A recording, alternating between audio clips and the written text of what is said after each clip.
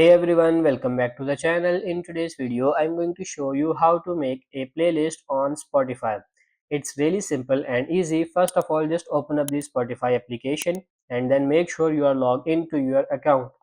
Now simply tap on this option, your library in the bottom, and you will see these options and these playlists if you have already made.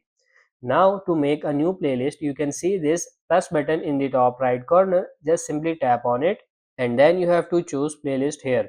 Now you have to give a name to your playlist. Let's say I'm going for this love songs here. So after writing your name, you have to tap on this create, and now your playlist has been simply created. Now to add or create a playlist using a song you are currently listening to, you can simply tap on this add to this playlist, and then you can easily choose songs whatever you want to add in your playlist. So you just have to tap on this plus icon here and this song will be added to your playlist.